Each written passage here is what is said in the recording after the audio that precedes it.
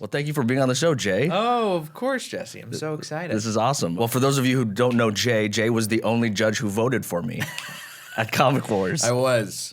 And you didn't remember my name when we recorded, Jesse. I know. No, it's That's okay. terrible.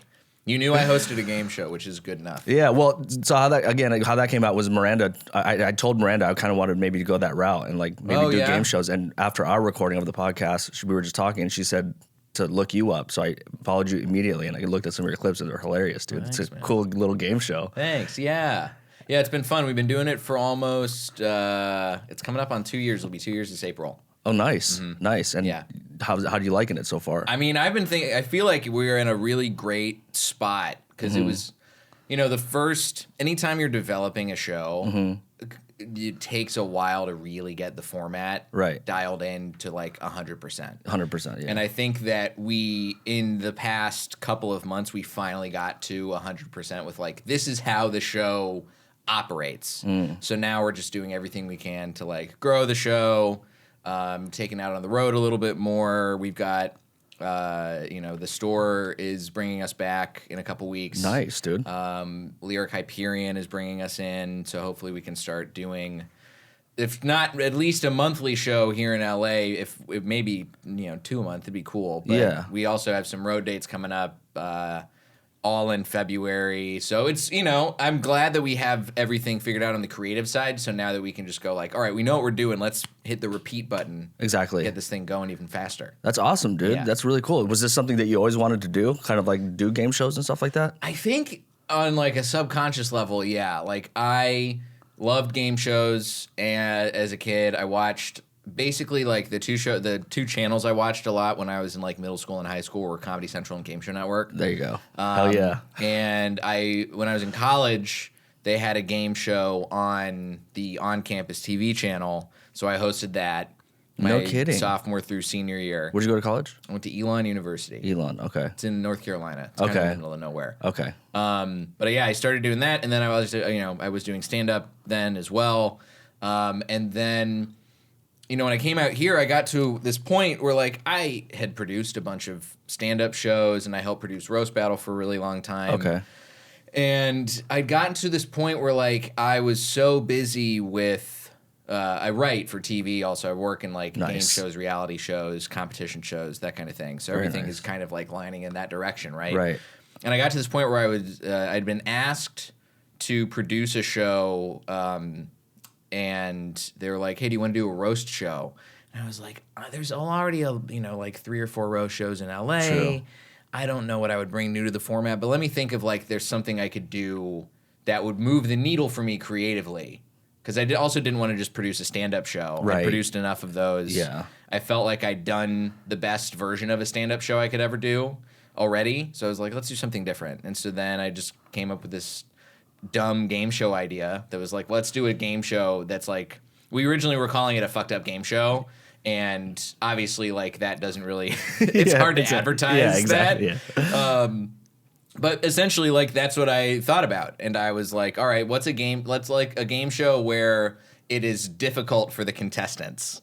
Gotcha. And the fun comes in like building tension by asking the contestants crazy shit and then watching them be funny by working their way out of it. Yeah. So that's kind of like the genesis of the show, and then it's developed ever since then. We've been doing it, like I said, it's like it'll be 2 years, and it's crazy to think like it started literally like I was doing this class. I was taking this clown class with Zach Zucker. Oh wow, dude! Have you ever seen Zach? I've never seen Zach. No, but that's crazy that you went to clown school. That's cool. Oh, dude! I mean, it's just classes here. And classes, there. right? It's just yeah, stuff in LA. All this, we can get into all this a little bit later, but like, I literally, he was like, come in with an idea for your last day of class. It was like a 3-day intensive. And I wrote down a bunch of ideas, and one of the things I wrote down was fucked up game show host. And I was like, I didn't wind up going that route, but I kept going back to that. And I was like, there's something there, and so now I'm a fucked up game show host. I've come full circle. 19-year-old me would be so proud. There you go. Yeah. Dude. How do you think like doing comedy class or clown classes helped you with your stand up? I feel like, well, okay, so I got into clowning as just like an interest. So I did Edinburgh Fringe a few years ago, like 2019. Okay. And my whole background in comedy at that point was like mostly stand up.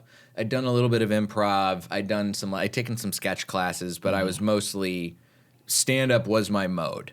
And Fringe has a lot of stand up, but they also have a lot of really weird stuff. Right. A lot of clown shows, a lot of like really sort of esoteric and strange. I see. One man shows, not exactly stand up, but not stand up, you know? And seeing all of those shows, I was like, there's this whole other thing that interests me comedically that I'm not tapping into that I feel like I have inside me. Right. So the easiest way to try and access that was clown. So I was like, all right, let me explore some clowning. For me, what I find it does is I feel so much... I feel much more like present on stage and also looser and not worried about like if something is going wrong, quote unquote. Now I'm like, I'm still able to have a good time even in the bomb and like find a way to get out of it and save it in a way that like I think I had a little bit of training with that by working at the store and now it's like, all right, now I feel like it's the other side is like getting fleshed out more. To where it's like the people who I always admired the most at the Comedy Store were people like Brody Stevens, one of my favorite guys to watch. When rest in peace, Brody. Right, but like Brody was somebody who I think is like the epitome of what somebody who is engaging with the audience in the way that like a clown performer engages with the audience as a stand-up. I see. What is possible with that. And so I look at him and I look at other people who I really. Like Fahim Anwar, I really always love watching him perform. He's Rick great. Ingram, all these guys who can do this thing where it's like you're actually connecting with the audience in a different way, Right.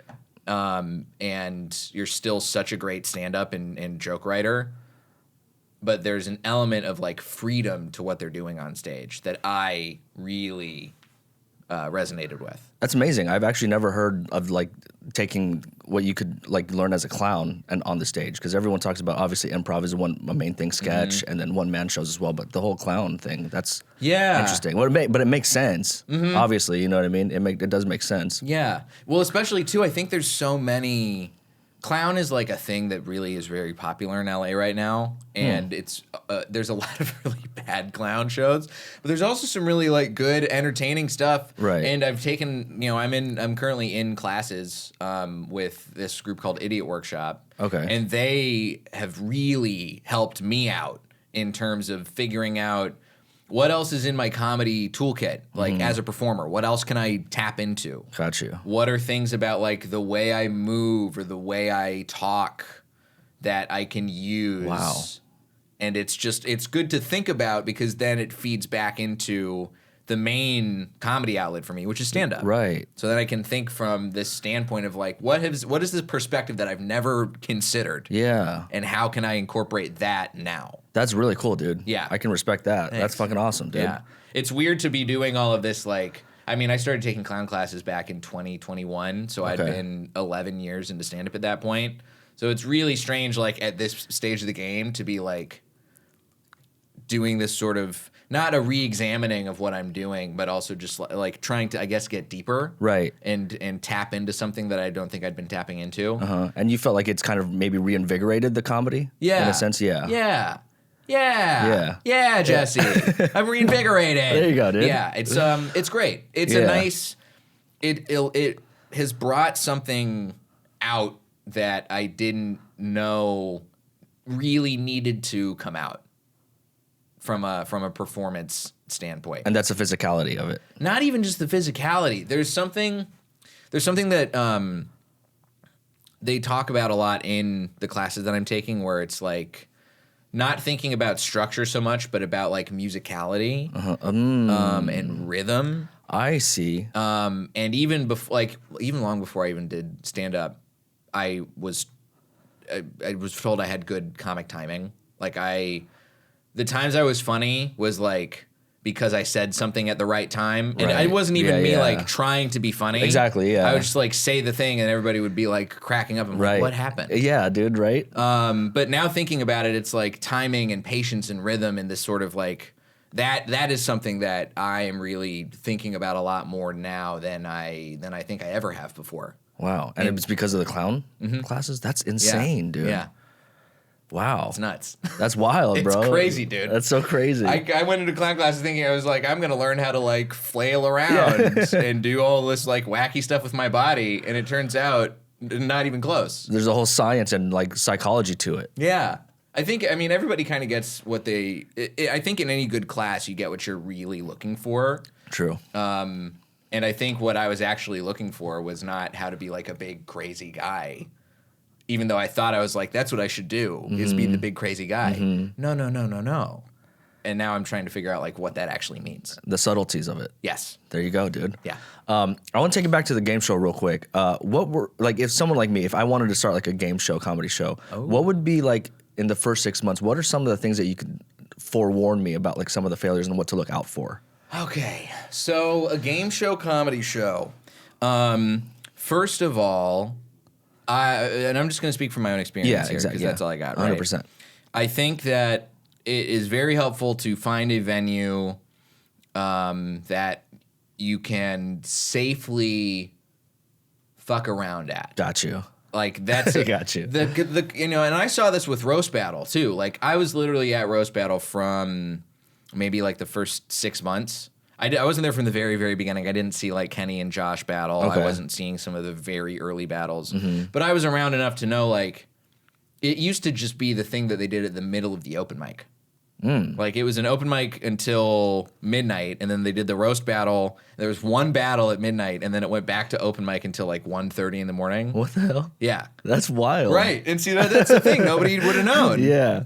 But the show, because it was happening in the Belly Room at a time in the Comedy Store's history where like nobody really was paying attention, you know? Yeah. From like a management perspective or even from like a larger industry perspective. It was just the open mic that you would go to after you'd done whatever other shitty open mics you'd done the rest of the day. But it was at the store and it was a good time. It was a good hang. Right. And also then this roast battle thing started. Right.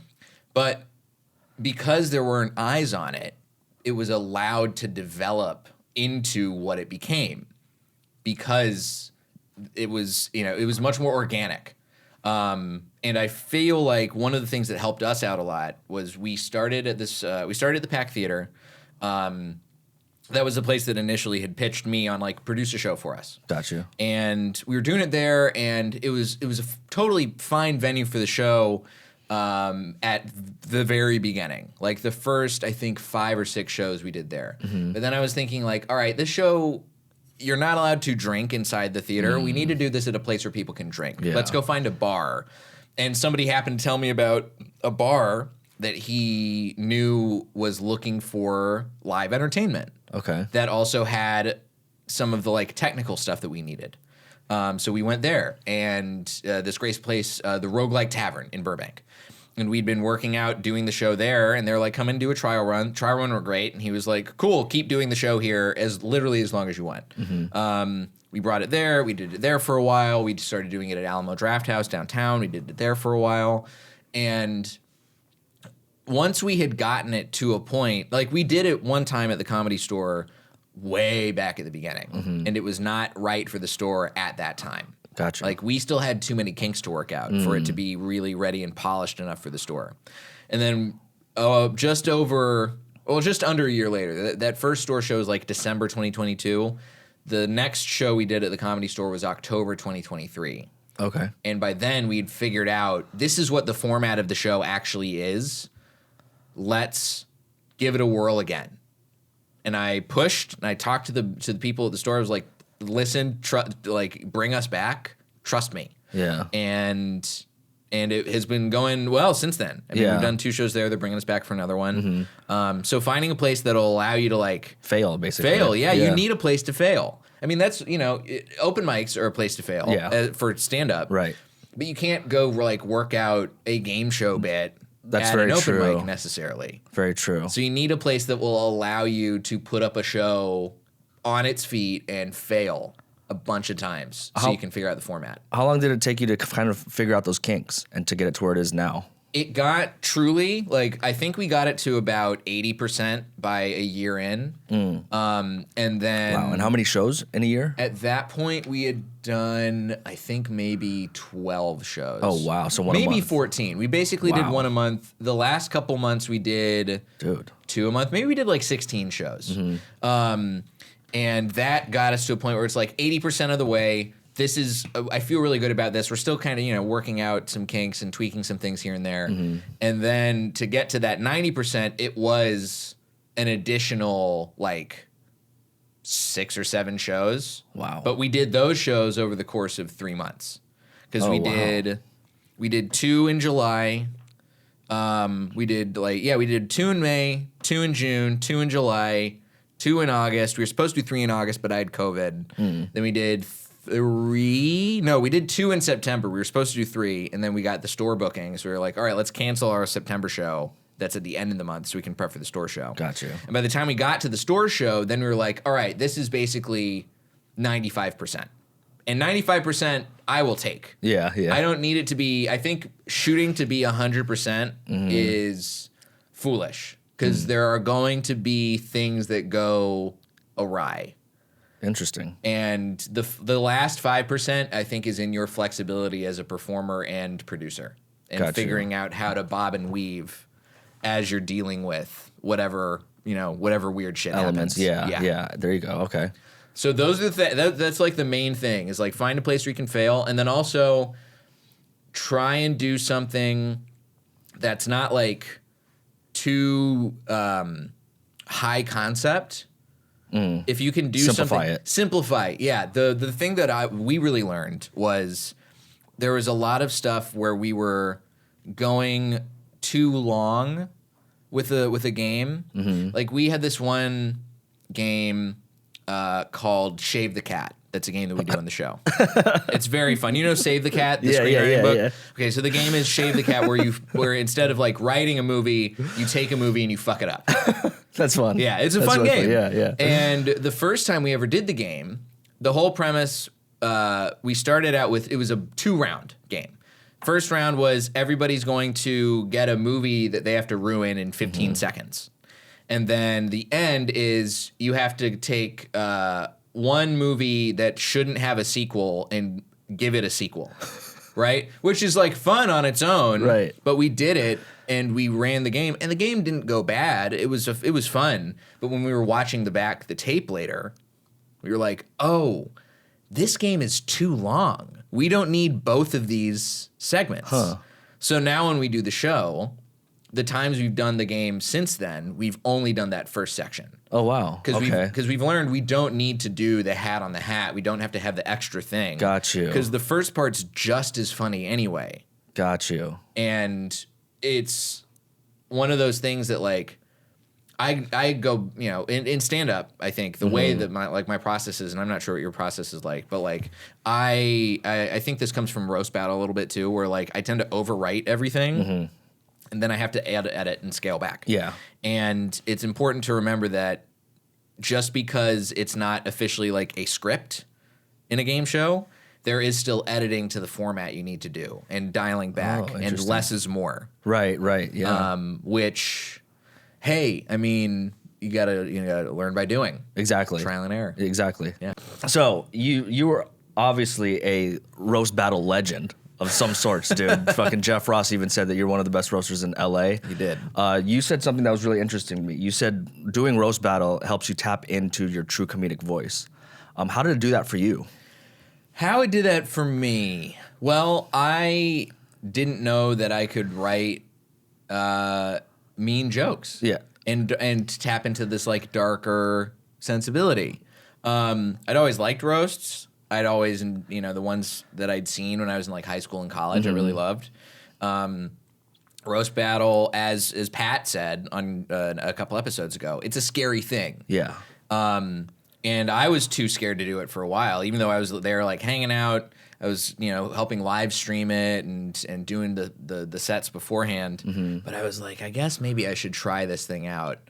And I turned out to be pretty good at writing roast jokes. Right. Which, to me, all that said was, this is an indication that you have this sensibility that you can tap into that's like darker, meaner joke writing Right. that you can find a way to incorporate into your regular act because it's there. So why not make use of it? Right. Because you had some, I saw your roast battle reel. Oh, you watched the yeah, reel? Dude, hilarious. Oh, yeah. The sentient, what is it? The sentient string cheese. Oh, you sentient piece of string cheese. Yeah, that shit was hilarious. You human undercooked French fry. Bro. Hilarious, Yeah. dude. So that was something when you first started, you didn't think you would do roast battling and stuff like that? That was something you were afraid of? I mean, it didn't. When I first started, roast battle wasn't even a thing when I was really very, very beginning in stand up. I started in North Carolina. The stand up scene out there was a pretty like your average like small town stand up scene where it's like a couple showcases, a couple really weird open mics that have audience come to them. Right. Occasionally there's like a random show that will pop up because a fraternity all of a sudden wants to have a stand-up show at their house. So it's like, all right, let's get a handful of comedians to come do the show. Roast battling wasn't a thing until the roast battle at the Comedy Store did it. Damn, that's crazy. Yeah. I mean, like, doing that wasn't something that was even on my radar as, like, a concept. And then because I had this image of myself as, like, oh, well, I'm just, like, a nice guy. I don't know if I'll be able to pull this off, which it turned out was a limiting thing to think. And I'm glad I actually gave it a shot and tried it out. Yeah, because you have a pretty cool resume, dude. Writing resume. You've done a few roast battles, right? Or like the Comedy Central roast battles. Yeah, I wrote for a couple different of the main roasts. I wasn't in the writers' room. I was doing some like on the side writing, some ghost writing. Okay. But I always got jokes on the air. Nice, dude. Which was cool. What was your favorite joke that went on air? It was probably, I think, for the Rob Lowe roast. This joke, Rob, the version of it was not exactly the way I pitched. I'm gonna try and remember the way that the performer actually did it. Okay. Rob, you look like you're carved from marble. You put the statue in statutory rape. Damn. Yeah, that was one of my. That was when I wrote that one, and I was like, "Well, we're going edge here, but let's go for it." Yeah. And then it made it into the final cut of the show, and I was like, "Oh, thank God!" That's Look at wild, that. dude. Yeah. Hell yeah. Yeah. And then I was on a couple seasons of Roast Battle. I helped write for the third season, and. Yeah, I was helping out. I was working on historical roast. I was a writer's assistant for that. I got a few jokes on the air for that.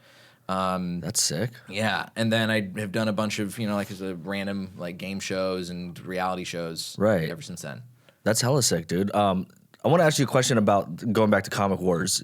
What are some of the criteria that judges look for in obviously like a good roast, from a good roaster, basically? Because you obviously voted for me, so you know what a good roaster's like. Everybody, you know.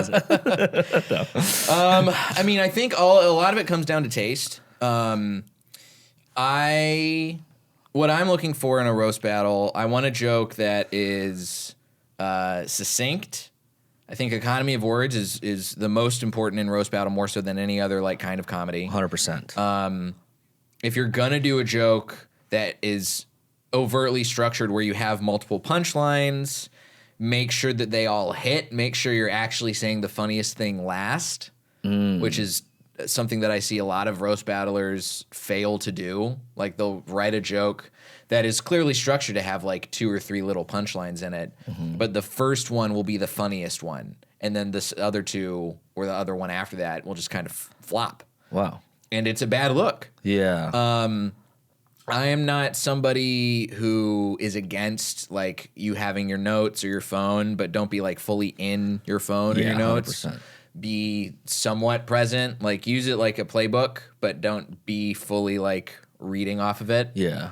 And also if you're really good at being like in the moment too and coming up with stuff, like I can tell when somebody has a planned rebuttal. Everybody writes planned rebuttals. Yeah. It's part of the game now. Exactly, yeah. Because you have to do it. Right. But if you can come up with like truly being in the moment and say something that I can tell is off the cuff, then that's going to go a long way. That makes sense, though. Yeah. That makes sense. That shows a true battler is someone who can think off the cuff. Yeah. How did, what's it called? Like, you talk about how you get into kind of self-deprecation a little bit in your acts. Would roast battle help you get into that kind of realm? Yeah, I think especially, a white guy in roast battle with no real discerning features is a hard target to hit. Yeah. But the jokes that I've heard said about me are incredible jokes because that really, it's like you're picking apart the smallest thing. Like it's easy to make jokes about like a Pat Barker or Keith Carey because they're fat, right? So you can do fat jokes all day, right? Yeah. You're Filipino, right? People can make Asian jokes about you all day. Right. It doesn't matter if the Filipino jokes or if the Asian jokes are not accurate to like being strictly Filipino. They're gonna say say you eat dogs. They're gonna say some shit about like memoirs of a geisha ass dude or something That's like that. That's good. I've never heard of right? that. Actually, that's pretty fucking So good. there you I like go, that. right? Yeah. But I feel like that's the thing that like it's easy to get away with the low hanging fruit against somebody who is a little bit more obvious of the well you can dig into. With me, it's not as obvious. So obviously, now I've heard the thing that keeps coming up with just your basic looking white guy is like rapist, pedophile, anything in the sexual assault vein, like they're gonna hit me with. Racist. Yes, racist, of course. Glasses, they're gonna say some like Jeffrey Dahmer shit, which of course, that makes sense. I literally still get texted about, hey, did you see this guy on Netflix who you look like? That's hilarious. But I have that shit in my act too. Oh, okay, right? okay. So like, because I know you're going to think it, because I've heard so many people think it. So I'm like, okay, well, I have to be the first person to say it. Interesting. Because if I say it, I know that you're thinking it. But so as long as I can say it in a creative way with being self-deprecating, then that's the half the work is done. Right. As long as I can get to that point, then the audience is like, oh my God, he knows too. Yeah. Wow. I see. Okay. Yeah. That's interesting, dude. Like my opener for years was I suffer from camp counselor face. And then I would just hold it. I would sit there like this and people would just eat it up. For like, I remember there would be times I would do that joke and I would get no shit like 20 or 30 seconds of laughter. Damn, dude. Because I could just sit in it. But that's the thing that's like, if you come out the gate with something that like, Specific. It's out of left field, but it's specific, and you look at and you hear it and you're like, oh my God, it makes sense, then you're gold. That's amazing. And you open with that. I used to. I haven't opened with it. It was on my album, so I've retired that joke since then. Yeah. I'm also not in a position now where I like to open up exactly with like a looks like joke. I've got plenty of them peppered in throughout my act now. Yeah, right. But I feel, for me, I like the challenge more of not opening with, I look like such and such thing. Yeah. Okay. What are some of the, I guess, advices to look at when you open up, when like I would open up? Because I feel like lately I've been kind of struggling with opening up, even like taking something from what a comic said before me. I feel like I'm just struggling with it. I don't know what it is. Maybe my energy. I'm like thinking too much about it. I don't know. I mean, obviously you've never seen it, but it's just something. Well, tell me, okay, describe to me what your average Jesse Tugas performance looks like. Describe to you? Yeah, like when you're starting out, like what kind of comic do you see yourself as? How do you mean, like just physicality, like the way I look? Well, the way you look, the way you sound. Yeah. Do you feel like I feel like kind of energy do you give off? Yeah, I feel like the energy isn't as energetic as when I tell a couple jokes. Like Okay. it's like a slow start. Like when I got to tell like maybe 2 jokes and then I start get the ball rolling. Okay. And maybe it could be a structural thing. Like maybe I got to move a joke, to the beginning that maybe. I think hits. I will say this. This is a question because based on your roast performance from Comic Wars, Okay.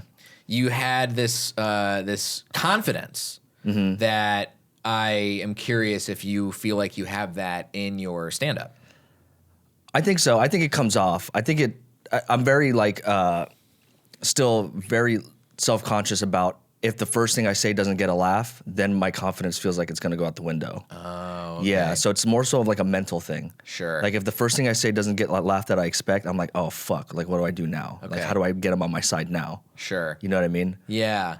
I mean, the easy cheat for that is doing I look like yeah, joke. okay. Starting out self-deprecating is tried and true, baby. Yeah. It is long tested. Comics have been doing that for decades. Okay. For generations, Jesse. Okay. And so if you want to go down that well, go for it. Yeah. But it will also help if you're doing something that like is, again, like with the camp concert thing, it's so specific that you're the one who thought of it. Right. Yeah, exactly. Yeah. And that's again what makes the greatest jokes is if only you can say that, right? Like what I've been told. Right. Exactly. Yeah. Yeah. So you have an album out.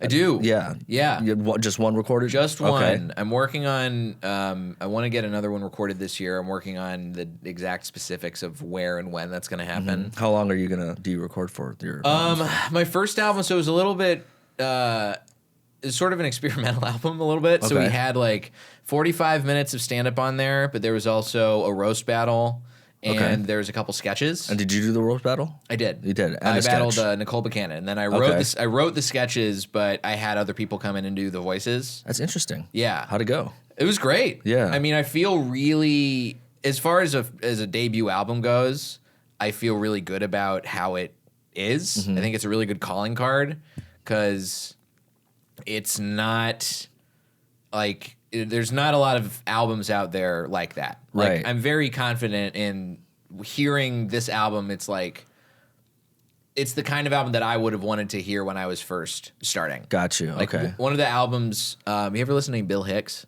No, I haven't. Okay. No. One of the albums that I listened to a lot when I was first, not even really doing a lot of stand-up, but we're like really, really interested in it, was Rant in E Minor by Bill Hicks. Okay. Which is this album. It came out posthumously, and it is pieced together from a few different performances. But also there's all these like sort of weird jazz interludes throughout it. Oh, okay. And so it's like it builds this sort of picture and this sort of like vibe that I haven't really. There's not a lot of stand-up albums out there that do that. Right. And so I was like, okay, what the thing I liked about Rant in E Minor was that it sort of created this atmosphere. So like, what can I do to create an atmosphere? I see. And so the producer I worked with is this guy, Coach T, who used to be the DJ at Roast Battle. Okay. He's produced a couple other stand-up albums. And so I Nice. was like, how can we make a vibe out of this? And so we talked it out a lot. And the final product, I feel, captures that in a way that I'm very proud of. Right. When did it come out? Came out in August of 2020. It was right around my birthday. Oh, wow. Okay. In the middle of the pandemic. Damn. Yeah. That's probably a good time though to release that, right? Like when no one's really was doing anything. No one was really doing anything, but the other downside was that I couldn't go out and tour really in support of the album. If I had known that there was going to be a pandemic that lasted, that locked us down for like 6 to 8 months, probably would have said, hey, maybe we can push the album a little bit. But it's, I'm glad it was out there. I'm glad that people are still finding it and still listening to it. It still gets airplay, which I'm happy about. There you go.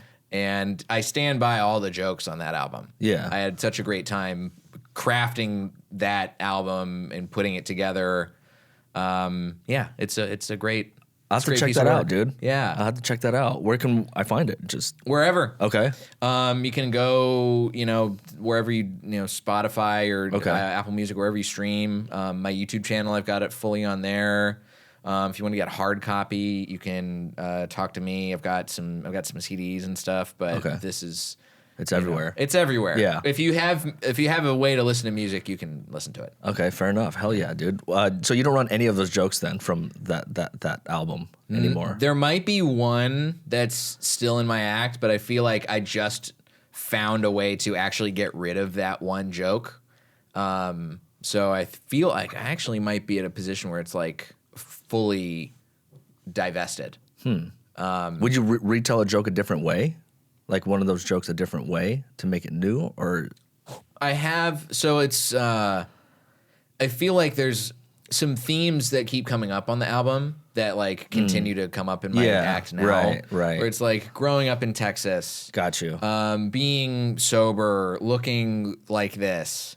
These are themes that keep coming up in my act. Well, it's not a bad thing because Gervais does it a lot too. Like he I mean, I'm just doing it him. I'm sure a lot of other comics do it, but it seems like with Gervais, it's always just like when he moves from, it's just topic to topic, right? It's just always, I mean, I don't know, fat people and then trans people and then, you know, other, but it's always just, he tells a different joke about that topic. Right. So so it's interesting how this is happening with you as well. Yeah, and it's not necessarily like I'm doing the things that I'm covering are not the same exactly, like once I dial into the jokes, because obviously the whole premise of the first album was like, it covered, it's like a calling card, right? It covered my whole life, basically, up into the point where I was like doing that act. Yeah, like a resume almost, like your life story resume. Yeah, like there's shit on there that was about from my childhood, man. So it's like now I feel like I'm much more interested in talking about what's going on with me currently. But because I have a background,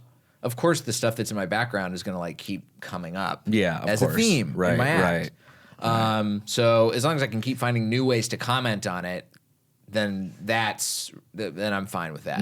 Yeah. You had a religious background or an upbringing. I did. Right. What religion? I was sort of a couple different kinds of Christianity. Okay. I grew up. I was baptized as a Presbyterian. I went to a Methodist church for a long time. We dipped into Catholicism for a little bit. My mom grew up Catholic. She was from New Orleans. There's a lot of Catholics down there. I grew up Catholic. Oh, yeah. Yeah. There's a lot. I mean, it's we only really dabbled in it. My family, so I have family in New Orleans. When Katrina happened, a couple of them came and moved in with us in Texas while they were getting all of their affairs sorted out and rebuilding and all that.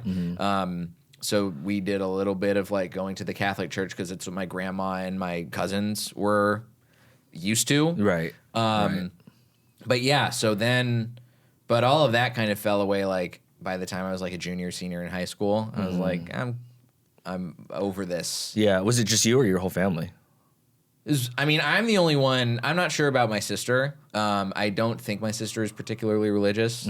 I am not what I would consider religious at all. I have, through like 12-step program and recovery work, I have an idea of like a spirituality that I hold. But it is not what I would consider anywhere close to like the Christianity that I grew up with. Got you. So my parents are still, I say in my act, they're like cultural Christians, but they do like, they'll go to church every now and again and they'll hang out and they'll, you know, they do Bible studies and stuff sometimes. Right. But they're also not like, when I was growing up, we were going to church like multiple times a week, really like digging in, like do youth group. We're going to go to the Wednesday night church dinner. We're going to hang out mostly with people from church. Yeah. I know what that's like. It's a lot. It's a lot, dude. Yeah. And then, but I think a lot of it started from like being busy that I stopped going to church as much. Right, I see. Okay. And then I also was hanging out with kids at my high school who were like not religious. Yeah. And I was like, oh, you don't have to? This is fun. Wow. This sounds great. Yeah. Let's talk about, do you mind talking about sobriety real quick? Sure. How long you been sober? A little more than 8 years. Oh, wow. Yeah. What was kind of like the event that wanted you to go sober? the big thing, I mean, I'd had this sort of, so I got sober in 2015. Okay. The last time I had a drink was September 10th, 2015. And I had, to that point, there had been this like, the whole summer, I had been getting drunk. It felt like kind of every day. I worked at the Comedy Store as a door guy at the time. It was in like my first year being a door guy. It's very easy to drink on the job at the Comedy Store. Yeah.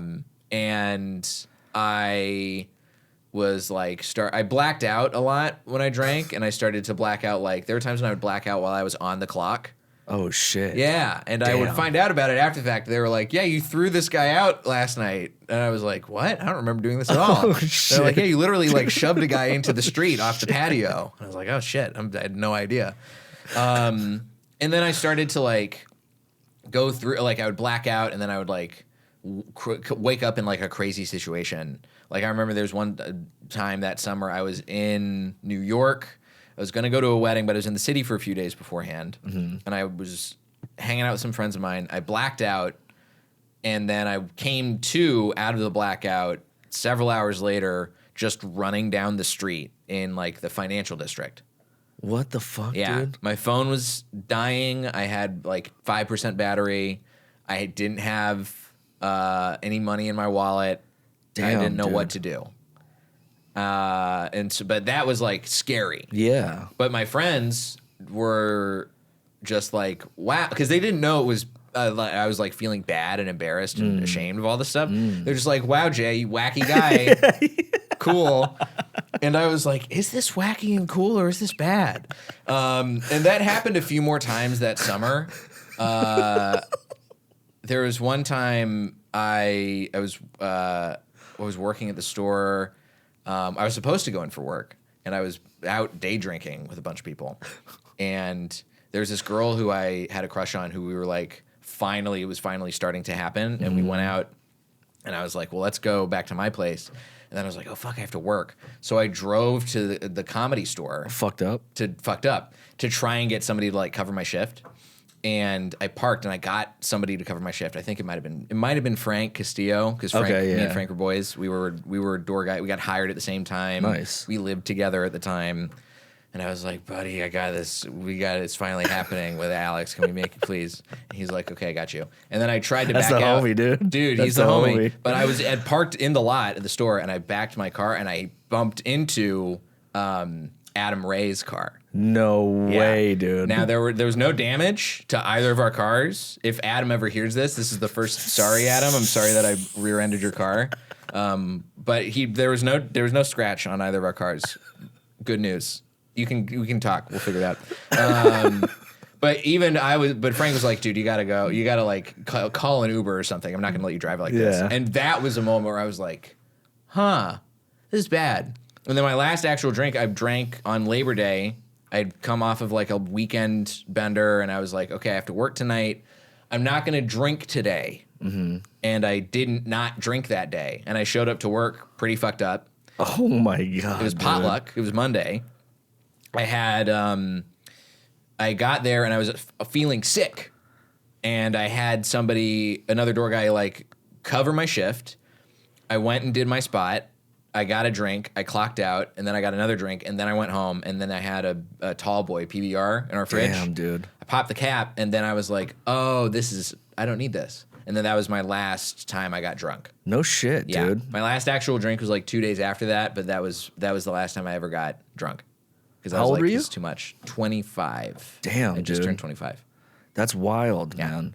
Good for you, though. Thanks, It man. takes a lot of willpower, especially at that age, 25, bro. Dude. I mean, it was the thing where I found out that I have addicts and alcoholics in my family. So it makes sense that it was like, it skipped a generation. Neither of my parents are alcoholics. They can drink normally. I see. But it got me. Yeah. And it's good to recognize that, because that means, well, now that I know, and now that I know it is bad, then like I'm going to do everything I can to not go down that road again. Yeah, absolutely. Yeah. Absolutely. So you're completely sober, no weed, nothing. Nothing. Good for you. Yeah. I'm struggling with weed right now. I'm trying to stop yeah? weed. Yeah. I had like I'm weird with like drinking. Like I'll go on like a bender for like a couple of years, and then I'll stop for like 3 or 4, and then I'll go do it again. And recently I've stopped. Okay. Like I just had to get off of it. It's just fucking being dumb again. Gotcha. But yeah, I just can't put the weed down, dude. I don't know what it is. Interesting. What is the thing that like, how do you feel when you get high? How do I feel when I get high? Yeah, like what is the thing that is leading you to be like, oh, this is different, I should stop?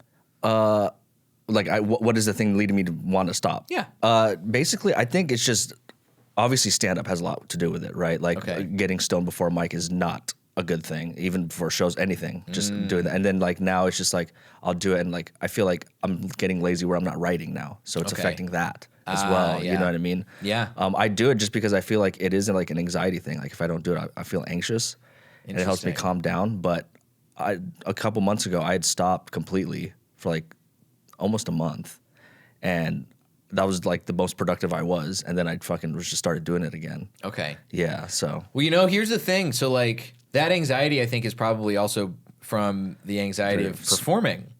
True. Right. So yeah. like the anxiety of going up and putting yourself out there, like I felt that for sure, and I didn't realize how much that I was using like substances to mask that. Right. Until the first time I ever performed when I wasn't drunk. Oh, wow. Because then I was like, oh, there's something.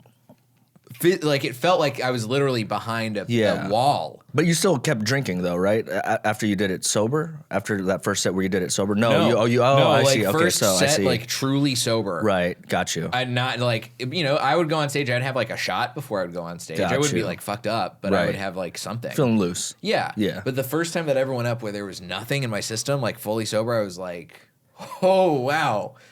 I'm not, this is scary. Right. It's like I'm not really here. So then I had to figure out how to actually hone in on that. Right. Use it. And break past that. Right. Yeah. Because I think that the anxiety, to me, anxiety when I go on stage now is not necessarily about, it's not, I don't feel like scared or nervous. I'm more just like the feeling in my body that I get, I know is anticipation. Like I still feel I feel a little activated, like, maybe something's going on in my guts. I feel like maybe like I'm a little tense or something, but it's like, it's because you're about to go on stage. Right. So that's why, like, you don't have anything to be scared of. So it only took me, I had to work past all of that to get comfortable again. Right. Damn, but, dude. You're in a place where you it sounds like you're uncomfortable. Yeah. So it's a totally, I think, valid thing to like try and smoke to take the edge off, but also it's good to be aware of the fact that like you're still feeling the anxiety even though you're smoking. Yeah. I don't smoke before shows. But I do smoke a few hours before the show. Yeah. But still, Yeah. like you feel the way it affects you after the fact. Right. Yeah. Yeah. Interesting. Yeah. Maybe I need therapy. Maybe. I've been coming to that conclusion lately. I think that's what I need to do. Oh, everybody needs therapy, dude. Everybody should get some therapy. Is AA, do you still go to AA meetings? I do. You do? Do you feel like that's some form of therapy? Is that like... Yeah, it's therapeutic. It's cathartic. Okay. That's not the only, I work a couple other 12-step programs, but I've always enjoyed a recovery-based meeting, a 12-step meeting, because it's free, but also it's a great place to not only share what you're feeling, but you can also hear what other people are going through and commiserate and identify and talk to them. And be like, oh, hey, I also went through this, or I am currently going through what you're going through. Right. Let's go talk about it and have a cup of coffee together. Yeah. Which is nice. Yeah, absolutely. When you can connect with someone like that. It's the connection. Yeah. There's something that I remember, there's like a TED Talk guy, I forget who, but he said that the opposite of addiction is connection, because addiction is a very isolating thing. Wow. It is really something that, like, to me, when I was at my bottom, I was alone. Like I was literally, whether I was literally like blacked out running through the streets of New York City, or if I was feeling alone and I was just like, nobody understands what I'm going through, to the point where like my friends, when I said I was an alcoholic and was sobering up, they were like, what? Yeah. I had no idea. Yeah. Because I was just keeping all of that shit for me. Damn, dude. So the second you start talking about it and connecting with other people, that is what really will that's what'll help you out in the long run. Maybe that is my problem. I think I'm maybe just trying to figure out myself, because it may be a cultural thing as an Asian, you know what I mean? Just maybe. Trying to keep everything closed off, like not being so, like the communication thing. Don't talk about it. Just fucking figure it out yourself, kid. You know what? I mean, that's a white person thing too. Is it? Like a suburban middle class white that's person true. thing. Yeah, that's true. Yeah, everything gets swept under the rug. We didn't talk about shit, dude. Nothing, dude. I have addicts and alcoholics in my family. I didn't find out about that until I literally stumbled upon it. And I discovered like letters that were written to family members or people after I had sobered up, where they were like, yeah, Uncle so-and-so's an alcoholic. And I was like, why is nobody saying any of this to me? Like, this feels like it would be good information to have as a child. Yeah. Or as somebody who's like at least a young adult where I'm like going to college and they're like, hey, maybe you should like think about the way you drink so that way you don't become an alcoholic and like open up whatever alcoholic gene you have. But that's the thing, like I think this is a thing that's like common with comics too, is because when I first started out, I had this idea of like what stand-up is you're doing it by yourself. And so that means you're in competition with everybody else around you and you have to beat everybody else. Yeah. You have to be the best. Right. Because that's the only way you're going to advance. And when I first started, literally I would go to like an open mic in North Carolina. There's this place, Jack Sprat Cafe in Chapel Hill. I don't know if it even exists anymore, but it was like one of the main open mics when I was first starting out. And I would go and I would literally like, there would be other comics there hanging out, and I would not talk to any of them. I would sit as far back as I could, and I would have my little notebook, and I would be like, even if I wasn't actually doing anything, I would just like sit with my face in my book, like maybe even like pretending to write or pick out what jokes I was going to do. And guys would come up and try and talk to me, and I would be so standoffish and rude to them until they left. And I was like, yeah, I fucking showed those guys. Yeah, they're not going to, they're going to remember I'm a real comedian. And then eventually, like, I figured out I had to get over that. Like, it happened in North Carolina where there was some guy who basically, like, browbeat me into friendship. But then I was like, oh, this is nice to actually, like, hang out with comics. Yeah. Like, he started inviting me to shows and stuff. We had so many terrible shows together, me and this guy, Alexander. And we were, like... But it was nice because we're, like, hanging out with the other comics. Right. And some of those, I still see some of those guys whenever I go back to North Carolina. Nice. And I'm like, hey, man. Which I would not have cultivated those relationships at all if I had just been the guy who's, like, locked in. And then when I moved to LA, same deal, right? Like, I had one of my best friends who I started comedy with. We both moved out here at roughly the same time, but then he stopped doing comedy. And part of our thing, we would go to potluck every Monday together. So I was like, all right, well, if he's not going to potluck, he's going through something, I should be with him and help him out. But then I was like, I still feel like I need to go to potluck. Yeah. So I was like, hey, man, I'm gonna go to potluck. And then I had to figure it out. And I see. It went from being like Frank is the only person I know at the store, so I'm going to talk to Frank. If I don't see Frank, I'm just going to hang out, and like sit in this discomfort, right? And eventually like find my way into a conversation. But then like figuring out how to connect with people. Dude, Jesse, this is how lame I was. I literally looked up like WikiHow articles of how to have a conversation with somebody. Not at all. That's not embarrassing at all, dude. Dude, I was so fucking nervous. I literally looked up, like, how do you carry on a conversation with somebody? Because I didn't know. Yeah. And I had to figure it out because that's like, stand-up it's a community. It is, dude. It really is. You don't really think about it too much when you're first starting out, I think, as a community. And there are times when it doesn't feel like it's a community, but you have to find people to do the shit with. Absolutely, dude. It's just because it's not overtly like you're on a team like you are with like an improv team or sketch team or something doesn't mean that you're not in this together. Right, the trenches. Yeah. Yeah. And we're all in the fucking trenches. Yeah, dude. And it's crazy to see like, whenever somebody, like we've had, in whatever it was, December, November, we had 3 comics pass away that I know of. Oh, that's right. Yeah, that's right. Yeah. And that's the moment where it is like, oh yeah, we're in the fucking trenches. Yeah. We need to like come together. We need to come together. We need to like, I was talking to a friend of mine maybe a week ago and we were saying like, comics, I think because we come from this place of like guardedness and isolation, we tend to not say how much we actually care about the people who we are friends with. And so we both were like, hey, I really care about you. And I care about your well-being, and I'm glad that we're friends. And it was nice to, like, just say that. Yeah. Because there's not a lot of moments for sincerity in comedy. Most of when you're hanging out, you're, like, ripping on each other or shitting on the room or whatever. You're like, this fucking heckler, this audience, this lady's so drunk, we got to get her out of here. Right. There's not a lot of chances where you're like, hey, I'm proud of you. Yeah. Hey, congratulations. Hey, I'm really happy for you. Hey, thank you. Yeah, right? Yeah. Yeah. But I think that is something that, like, I have learned to do a little bit more of that. And even though I'm not perfect at it, at least try, which is enough. Yeah. Last night I had a show in like at Cal State, LA, and it was a homie who put it up there. It was like a charity event for the baseball team. It was in a theater. It was pretty cool. Okay, nice. But that was like one of the first times where it was a killer lineup, but all of us, like, we knew each other, and just having that experience with each other, dude, because it was like a lot of me. It was me and like maybe 2 others the first time in a theater.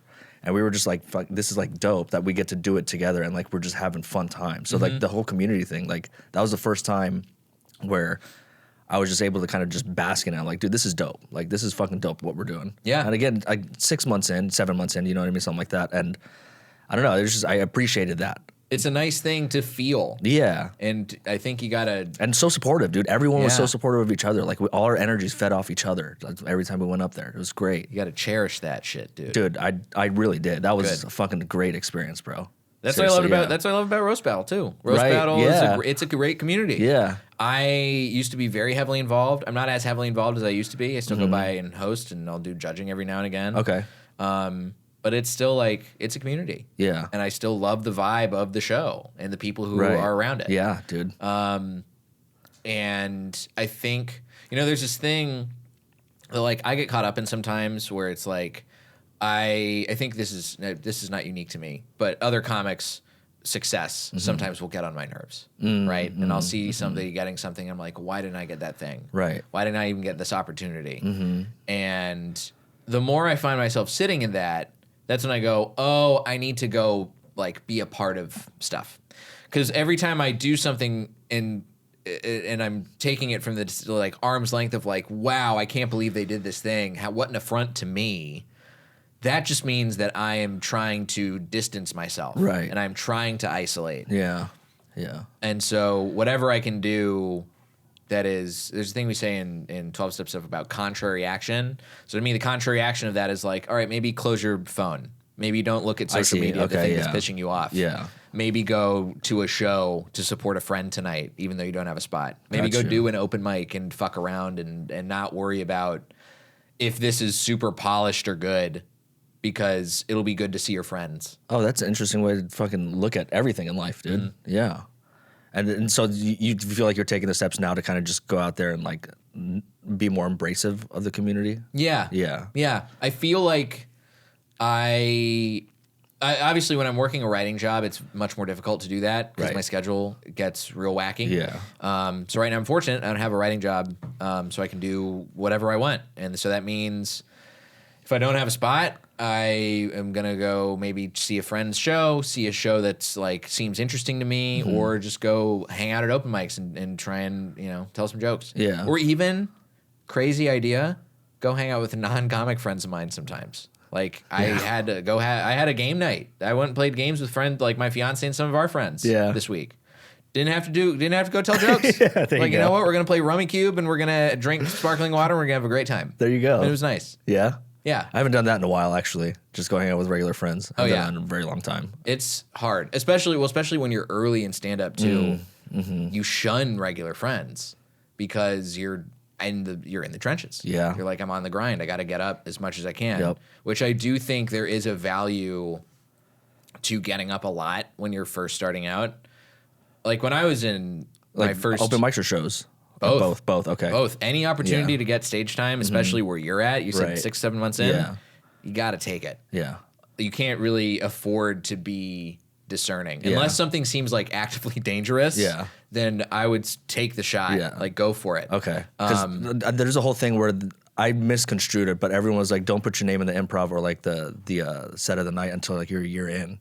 And Pat Barker was like, hey, do you want to do like a set before like the roast battle one of these days? And because I heard that, I was like, no, I think I'll wait. And then I told my girlfriend, she's like, what are you doing? And then I hit up Pat again. I was like, yo, like, is that offer still on the table? Good. Yeah. I'm glad you took him up on it. Yeah, I am. Yeah, February 13th. That was my first time at the store. So that'd be cool. It's all that really matters is that like, for those things, sure, you want to put a good first impression out. Right. So, like, if you're going to go to the Improv or the Laugh Factory or the store and you're going to try and do one of their mics, then make sure you just you're putting your best foot forward. Make sure you're putting out your best 3 to 5 minutes. Right. And that's something that, like, I still got to do, too, right? Like, I literally, the spot, I'm doing a spot at the Improv tonight. The spot I got this is my first time ever getting booked at the Improv officially, not on somebody else's show, by The Rita. Improv. No kidding. By the Improv. Your first time? Are you serious? Mm-hmm. And I did the spot, and I've been doing the mic there for a long time, and then I was going waves of like I could go regularly, I couldn't go. Rita knows who I am. Rita knows I'm funny. Yeah. They gave me like the development stuff before COVID, and then obviously since COVID I was doing a lot more writing work, so I wasn't like going back. But I went and I did a set, and I was like, okay, if I'm gonna get pulled today, then I need to make sure that I'm bringing like a great 3 minutes that Rita has not seen. So I did that, and I got pulled, and then I had a fantastic set, and I literally, while I was walking back to my seat, got a text that was like, hey, do you want to do this show? Are you serious, dude? Yeah. Damn, bro. But that's wild. You got to show up like being 100% of wherever you're at any given time. That's the other thing that I've learned is like, all right, maybe I'm not feeling great, but I still have to show up with all of it. Got you. No matter how I'm actually feeling. So like if I'm only at 75%, if I've got something that I'm doing, I better show up with 100% of that 75% on stage. I see. Okay. Okay. I see what you mean. Mm-hmm. That's interesting, dude. That's fucking crazy that this is your first show at the Improv doing it. That's wild, bro. Yeah. I'm excited. Yeah, I'm absolutely. very excited what time is it? for the chance. It's at 7:30 tonight. Oh, okay. Yeah. Okay. Hell yeah, dude. Yeah. Congrats on that. Thanks. I think that's a great way to end the pod, dude. Sure. Yeah, dude. Well, let's let the people know where they can find you, Jay. You can find me at Diet J on all the socials, and at Wrong Game Show is the game show. If you want to follow that, we post clips. We post show dates. We've got stuff coming up. Like I said, in LA on the 12th, San Diego the 17th, Atlanta the 22nd, all of February. So go follow at Wrong Game Show. You'll get all the info. That's amazing, dude. Well, thank you again, Jay. I appreciate it. And Thanks, thank you for Jesse. voting for me on Comic Wars again, lastly, dude. Listen, I said I got taste, buddy. I appreciate you. Thanks, everyone, for listening and watching. Until next time, bye. Bye.